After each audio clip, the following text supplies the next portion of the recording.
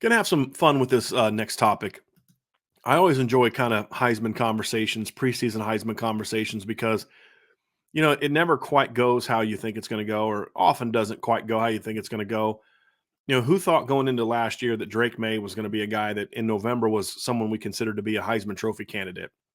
And it's been a long time since we went into a season thinking Notre Dame had a Heisman Trophy candidate. Now I know that Josh Adams kind of had a little bit of a breakout in 2017 for a while.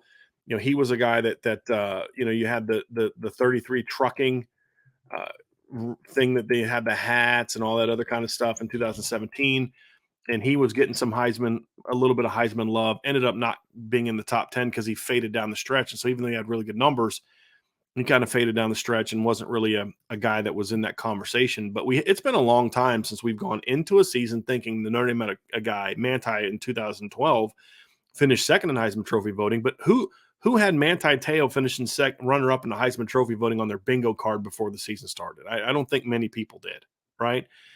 And so to me, when I look at it, um, uh, I'm sorry. Somebody did something that are you Sam Anderson? Are you saying that CJ Carr has the lowest floor of anyone in the class? Floor QB and is the lowest floor QB in the class? I, I'm sorry. I'm a little confused by that because that threw me off. You're gonna have to explain that one. Okay, he said highest. Okay, cool. All right, good save, Sam, because I was a little confused by that. Back on track. Sorry, but see, this is why I don't want to do mailbag because I get distracted by things like that. But I saw that and I was like, no, that can't be right. All right, so we're good, Sam. So you get back into these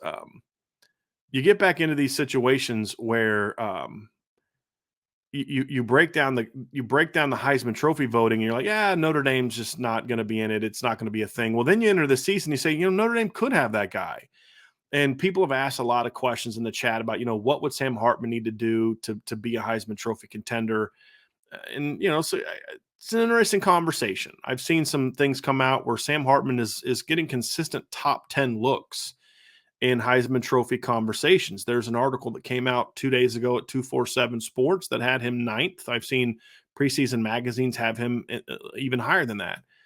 So what I wanted to kind of have some fun with today is just to quickly look at, and this is where we're going to wrap up on. We do have a couple super chats that I'll get to at the end, but we're going to wrap up on this topic.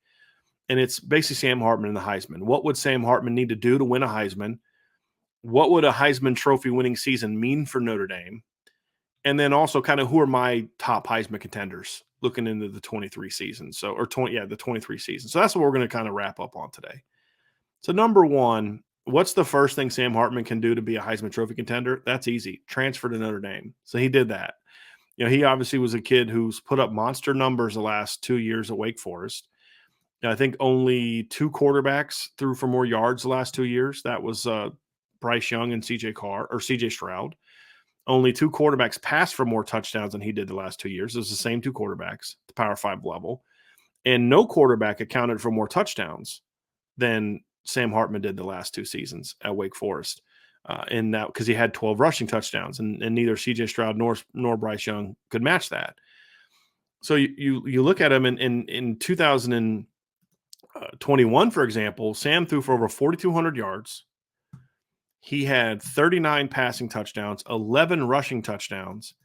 He accounted for over 4,500 yards of total offense. Let me look at his total yards from scrimmage. He had 4,591 total yards last season, or 2021, and he accounted for 50 touchdowns.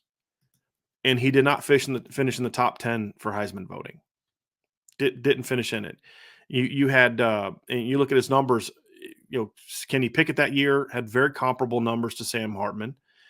You look at some of the other quarterbacks that are in the conversation. Matt Corral finished in the top 10 in a year where he threw for 3,300 yards and had 20 passing touchdowns, and he had 11 rushing touchdowns. So a guy finishes in the top 10 at Ole Miss who had 31 touchdowns, 8 fewer than what Sam Hartman passed for.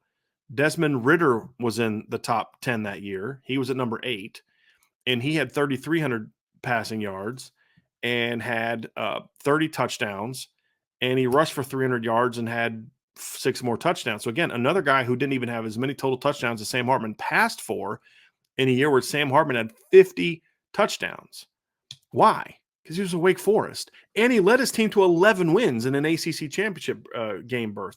But he not sniffing it. Part of it's that the interceptions are higher, which is the nature of the offense he played in. But the other reality of it is was at Wake Forest. And so so when you look at it, to me, and I kind of look at what Sam Hartman can be at Notre Dame. Just being at Notre Dame right alone is going to have him in the conversation. Because as I just said, he threw for 39 touchdowns in 21, had 50 total, 38 last year, 39 total. He had over 4,000 yards.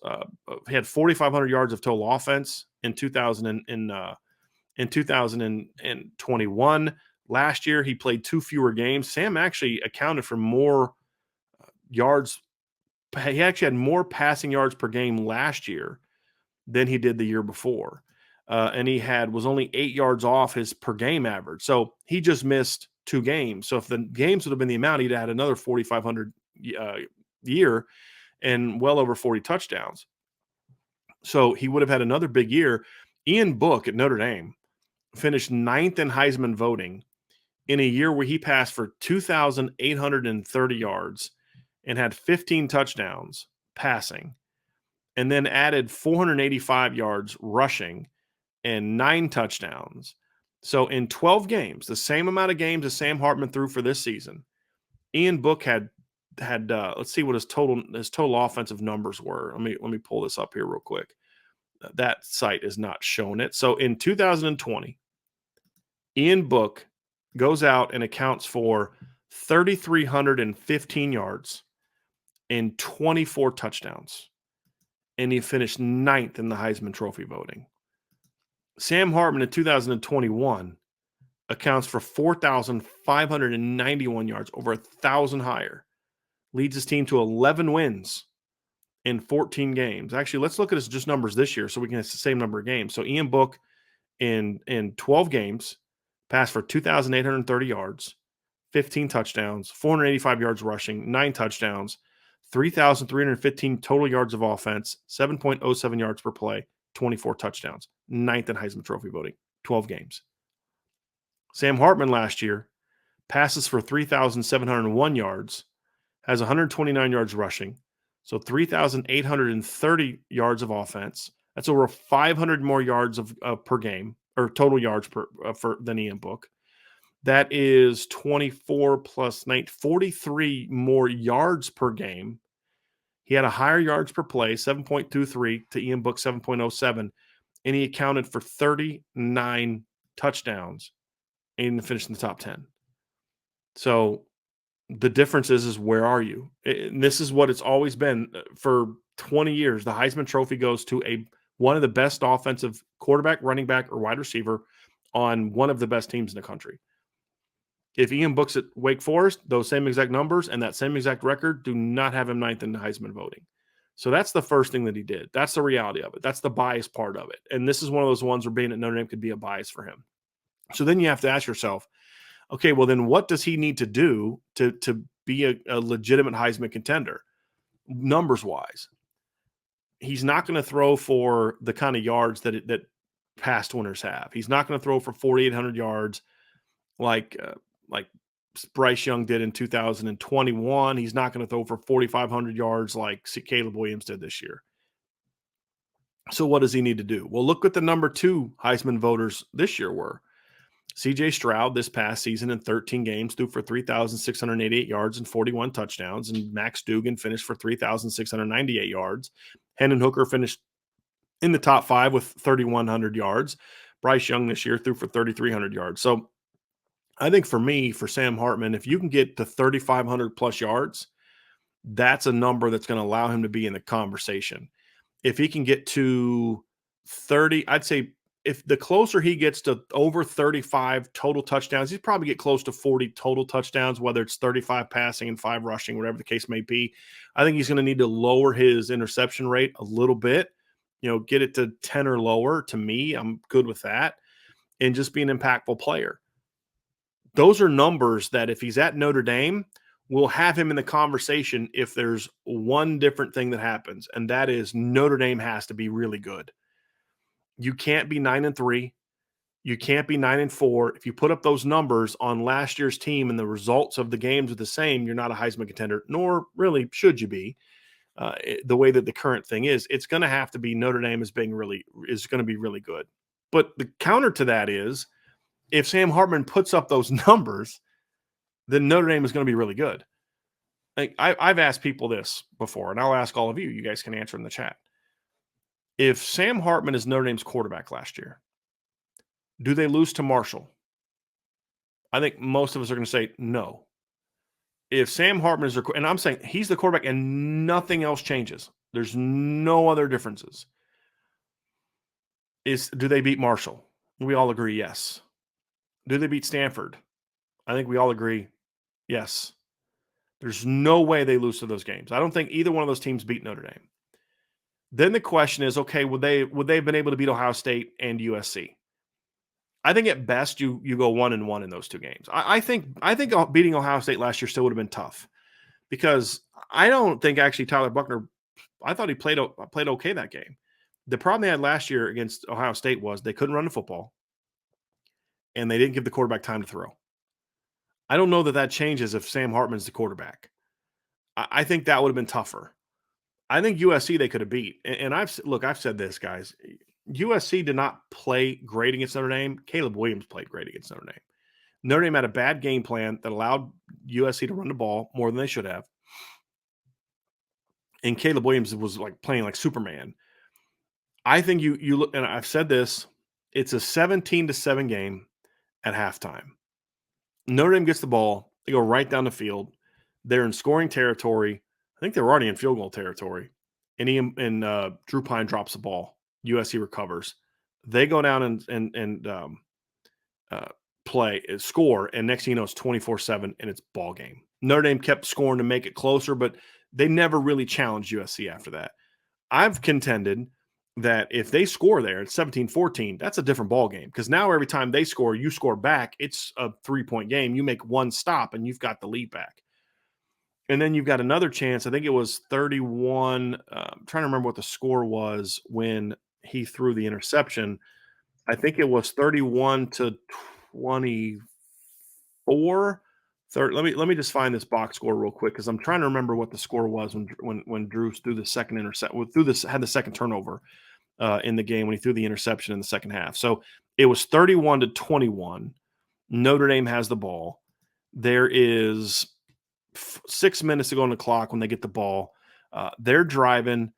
They actually, let's see, first down. Yeah, you should get one first down, and you're running they ran a kind of they had a two-hole throw situation. So USC was running cover two, and Deion Colsey's open in that two-hole throw. Then he hits it. It's a big gain. They're out near midfield, and now they're rolling. Instead, he was unwilling to make that throw. He scrambles around, throws the ball down the field, gets picked off. USC gets the ball with less than 5 minutes to go. They go down, put the game away 38-21. Notre Dame goes down the field and scores again, make it 38-27 to make it look closer than it was. But that was your chance. Those were your two chances to really get in that game, and they couldn't get it done. I'm of the belief, with as bad as USC secondary was last year, that with Sam Hartman in that game, it's a different ball game. So I will say they'll at least at split one of those two games. But even if you say they still lose those two games, that's a 10-2 football team. That's a 2-game difference. I think this team has a chance to be a better football team. I think the schedule's tougher, top to bottom. I think the top of the schedule is not going to be quite as tough as last year's. I think USC is going to be very similar. I think Clemson's going to be better. I think Ohio State's going to be not quite as good, but still pretty good. But you get 2 of those 3 games at home. I think the rest of it is some of the other positions schools. Duke is really good. I think Louisville's going to be pretty solid this year. NC State's a good football team. Pitt's a good football team. I think Stanford will be a little better than they were last year, but still not very good. But so I think the schedule will be tough. So it's like minimum 10-2. But if they can somehow go 11-1 and go into November as a playoff team, Sam Hartman's going to have the numbers and the record and the ranking to be in the Heisman Trophy conversation. Then it comes down to the final factor for Sam Hartman is, what do you do in the big games? look, if Sam Hartman goes out there against uh, Louisville, throws a couple picks, Notre Dame still wins the game. It's an ugly win. He doesn't play that great. Yeah, those for 250 yards, those for a couple touchdowns, but he has a couple turnovers. Notre Dame wins like 31-20. It's, 31-24. You get the job done. It's a W. No one's going to care if he plays great against how he did against Louisville or Pitt if he lights up Ohio State, USC, and Clemson, or at least in two of those three games lights it up. That's going to be the key. And he's going to have to outplay Caleb Williams. Simple as that. Now, I don't know that Caleb Williams is going to have a shot to repeat, just because I think what's going to happen to Caleb is what happens to a lot of other quarterbacks that have a lot of success or win a Heisman. They're going to pick his game apart. They're just going to find everything to flaw in Caleb Williams so they can have somebody else. That's what I think. And so if there's another quarterback that's put up similar numbers, then you're going to see that guy get the benefit of the doubt. But this is the interesting thing about the Heisman Trophy this year, is there's a lot of quarterbacks that people view as being Heisman contenders that are going to struggle to be in that conversation because of their team. And one of them that I'm looking at is Drake May. I know Drake May gets a lot of talk about being one of those guys, but I don't know if his team is going to be good enough. So then you have to ask yourself, are guys like Jordan Travis, is a guy like Jordan Travis going to be able to put up the numbers needed to be in a conversation with a Caleb Williams for the Heisman Trophy? Michael Penix will put up good enough numbers if he can stay healthy, but will Washington be able to get enough of the focus and have the wins they need to for him to be a legitimate contender, or will Caleb Williams kind of suck all the oxygen out of the West Coast?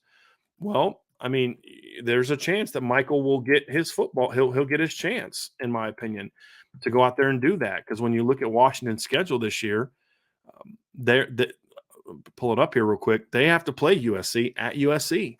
So Michael Penix is another guy that'll have a shot, in my opinion, to have some of those spotlight games. And him and Sam Hartman, to me, are the two dark horses for me for two reasons. Number one is they both have a chance to put up really good numbers. Obviously, Michael Penix put up big numbers last year. Didn't get a lot of attention for the Heisman Trophy compared to other quarterbacks. He finished 8th last year, but at least he got some. But he threw for 4,600 yards. They went 11-2. But the problem is, I don't know that they had any wins last year that you could look at and say, boy, that was a nationwide program-defining win. They beat Stanford. They beat Oregon State, Oregon, Texas in a bowl game that nobody really paid attention to. But he didn't get a chance to play USC. Well, this year, now Bo Nix is going to be a Heisman Trophy contender, according to a lot of people. You get a chance to play him again. Can you beat him at home this year? But then a month later, a little less than a month later, November 4th, the same weekend that Notre Dame plays Clemson. So Sam Hartman's going to be going on the road to play Clemson, and then Michael Penix is going on the road to play USC and Caleb Williams. So those are two guys that will get head-to-heads with the reigning Heisman Trophy champ, winner, and a team that many people expect to be a top 10 playoff caliber team, and they'll both get a chance to shine. So those are the things that Sam Hartman's going to have to do, that Michael Penix is going to have to do. I actually have Michael Penix, like I said, and Sam Hartman as dark horse contenders this year because I think their teams are going to be really good. I think Drake May is going to have a tough time being a Heisman Trophy contender this year, like winner. Like he'll be in it because he'll most likely put up good numbers. Although I'm curious what their offense is going to look like with the new coordinator. Jordan Travis is a guy that I don't know if he's going to put up the numbers that you need to be a Heisman Trophy contender. I really don't. We'll have to see kind of how that plays out because he's gonna be fun to watch. He's gonna be entertaining. I think Florida State's got a shot to be a really good team. They've got to win the ACC, right? They've got to beat sort of their, slay their dragon, which is Clemson, if he's going to have a shot for that. But he's going to put up numbers. But he's a kid that threw for 3,200 yards last year, rushed for 400, so 3,600 yards, 31 touchdowns. I don't know if those are Heisman Trophy numbers for someone who's not already like a big spotlight guy in college football. And I don't know that Jordan Travis is that guy. So I mean, because like when I talk about Drake May, Drake finished with 4,300 yards passing last year, 38 touchdowns, 7 interceptions. Also ran for his rushing numbers, 698 yards and 7 touchdowns. So that kid had 45 touchdowns and had about 5,000 yards of offense, and he finished 10th in Heisman Trophy voting last year because his team wasn't very good. Even though I thought, and they faded late. So even though I thought he was pretty darn good, he finished 10th. He finished behind Bijan Robinson and Michael Penix, Blake Corum, Bryce Young and Hendon Hooker. So that's going to be a guy that is going to have a tough time. Jordan Travis might have a tough time with the numbers. We'll see if Bo Nix can repeat what he did. Blake Corum's a guy that a lot of people have in the conversation. My only question with Blake Corum is two questions. Is number one, will he be healthy enough to repeat what he did last year? And number two, is he going to get as many touches as he did last year? If Michigan is smart, to me, they won't use him as much as they did last year and keep him fresh for November. I think that's going to be a big key for Blake Corum is in Michigan is like, do you throw more this year with JJ McCarthy being a second-year starter? Do you give more touches to Donovan Edwards to maybe balance things out, which would then make it hard for Blake Corum to really put up the numbers to be in that conversation? I don't see Jaden Daniels as being that kind of guy. I think Marvin Harrison could be in the conversation if he can put up monster numbers, because you won't necessarily have a quarterback that's going to get there. I think Marvin Harrison could have a Devontae Smith type of season. There's no doubt about it, where he could go out and be a Heisman Trophy contender. I mean, his numbers last year were pretty good. I mean, let's be honest about that. There wasn't a lack of production last year. He had 77 catches, 1,263 yards, 14 touchdowns. But when you look at what Devontae did the year he won the Heisman Trophy, he had 117 catches for 1,800 yards and 23 touchdowns. I just don't know if Marvin can put up the kind of numbers that he would need to just out-duel some of the quarterbacks that are going to be part of the Heisman Trophy voting for that season. And the other thing for 2020, the only other people that put up like the numbers he put up at quarterback were Trevor Lawrence. Did not put up monster numbers that year. He finished second. He didn't put up great numbers that year. Missed games. Mac Jones put up big numbers, but I think a lot of that credit was given to Devontae Smith, and then Kyle Trask put up big numbers, but he wasn't the name brand, and the team wasn't very good. So I don't know if Marvin Harrison's going to be able to have the production that he needs to have. Quinn Ewers maybe could be a guy that jumps into that conversation. He's a bit of a dark horse for me, but I really think when I look at potential Heisman Trophy voting, I think number one, Sean brought this up last week, somebody that we're not talking about right now is going to jump up and have a monster year. Is it Nicholas Singleton from Penn State? Is it someone like him? Is it a KJ Jefferson at Arkansas? Is it Cade Klubnik at Clemson? Is it somebody like that? Is it Quinn Ewers? But I look at the season and I say, if I'm a Heisman voter and I'm thinking, who are the guys that I'm focusing on right now? It's Caleb Williams, it's Drake May, it's Michael Penix, it's Blake Corum, it's Jordan Travis, it's Sam Hartman, it's Bo Nix, and it's Marvin Harrison Jr. Those are the guys that are on my radar right now as my top Heisman candidates. And I think Sam Hartman, if he can lead his team to some big wins, could be one of those guys. Now, what would that mean for Notre Dame if something like that happened? Because I don't want to talk about the Heisman stuff during the season. It's fun to talk about in the offseason, but it's not something that we'll talk about during the season. But what would it mean? I think something like that would be huge for Notre Dame. Absolutely huge for Notre Dame. Number one, it opens up the portal to Notre Dame. Like, hey, you go to Notre Dame, have great success in the transfer portal, number one. Number two, I think what it would mean to have a Heisman Trophy winner from a branding and all the obvious stuff. But the final piece is, guys, if Sam Hartman's winning the Heisman Trophy or even a runner-up to Heisman Trophy, it means Notre Dame's really good, and they won a lot of big games, and they put up big numbers. And when you think about, we talked about recruiting earlier, if you look at what Notre Dame's doing on offensive recruiting right now, where I would argue this class is, if they can get Gearby Lambert, this is a top 3 to 4 offensive class at worst. If they can get Gearby Lambert and Carter Nelson, it's a top 1 to 2 offensive class in college football. And they're doing that off of it, not much to show offensively. If they go out this year and have a lot of success, which means playoff contender, which is what's required if Sam Hartman of a Notre Dame quarterback to be in the Heisman conversation, because I don't think he's going to have the 4,500 passing yards, the 45 touchdowns, the crazy numbers that Lincoln Riley's quarterbacks put up. He's not going to have that. But if they can be really, really good and throw for 35 to 3,800 yards, 30-plus touchdowns, run for a few touchdowns, and Notre Dame puts up numbers this year, that's a borderline 40-point offense with those numbers. It is. What does that do for Notre Dame's recruiting and the perception of Notre Dame with recruits in the 25 and 26 classes? If something like that happens, it would be huge, absolutely huge. And it would make quarterback recruiting a whole lot easier as well, what some people in the chat have just mentioned. it completely changes things because now you start a pipeline of that. Like, hey, he did that. Look what I can do in that offense. And I think that would be the biggest impact for Notre Dame. It'd be a lot of fun to watch. It'd be a lot of fun to follow. I don't know if Notre Dame fans have really paid much attention to the Heisman Trophy in the last 10 years. It'd be fun to be able to kind of pay attention to that, even though I think the award has lost some of its luster. I think they should change the criteria for it and just say, hey, look, this is what we're doing. It's not the best player in football. It's not the most outstanding player in college football. It's the best quarterback, receiver, or running back on one of the best teams. That's kind of what it is, as opposed to the other. They almost won't need to call it an MVP as opposed to a most outstanding because of the way that it's handed out. But it'd be a lot of fun to watch. And I would certainly enjoy being able to do that.